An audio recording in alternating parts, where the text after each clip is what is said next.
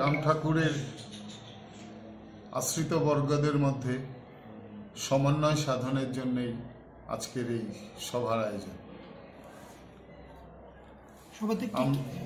আমরা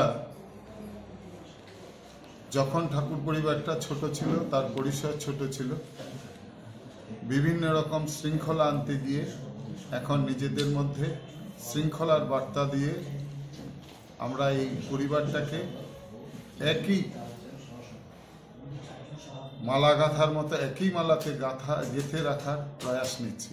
সারা ত্রিপুরা রাজ্যের ৭৪টি মঠ মন্দির আমাদের এই শ্রী শ্রী কৈবল্যধামের অনুসারী হিসাবে আমাদের সঙ্গে আছেন এবং আজকে এই ত্রিপুরা রাজ্যেরটাকে সঠিকভাবে ঠাকুরের মতাদর্শ, ঠাকুরের দর্শন তত্ত্বকে মান্যতা দিয়ে পরিচালনা করার জন্য আমরা এই ৭৪টা মঠ মন্দিরকে ৪টি বিভাগীয় ভাগে ৮টা ডিস্ট্রিক্টে ৪টা বিভাগীয় কমিটি করেছি।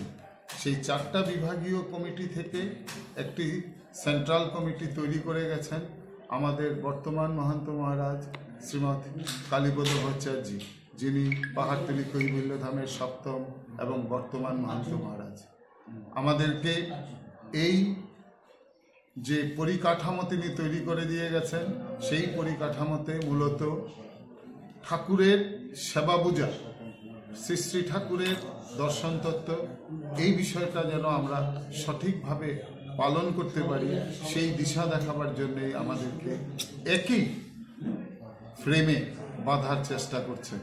সেটা নিয়ে গত ২৮শে সেপ্টেম্বর আগরতলায় বনমালীপুর স্থিত শ্রী শ্রী রাম ঠাকুর সেবা মন্দিরে একটি কেন্দ্রীয় কমিটি গঠন করে সেই কেন্দ্রীয় কমিটির উপর তিনি ভার দিয়ে গেছেন সারা ত্রিপুরা রাজ্যের শ্রী শ্রী রাম ঠাকুরের আশ্রিত বর্গের যে মঠ মন্দির আছে সেগুলি যেন সুচারুভাবে পরিচালিত হয়, সমস্ত সামাজিক দায়বদ্ধতা এবং পরিবেশকে রক্ষা করে যেন মঠ মন্দিরগুলি পরিচালিত হয় ঠাকুরের মতাদর্শে, সেই উদ্দেশ্যে নিয়ে আজকের এই সভা।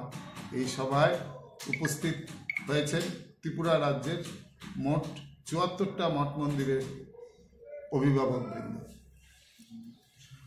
জয় রাম, জয় গোবিন্দ। স্বপন কুমার বণিক, সম্পাদক শ্রী শ্রী রাম ঠাকুর সেবা মন্দির, বনমালীপুর। শ্রী স্বপন কুমার বণিক, Shri Shri Ram Thakur Sewa Mandir, Bonamali. Subscribe to Tripura Info and press the bell icon so that you never miss any latest updates and news on Tripura.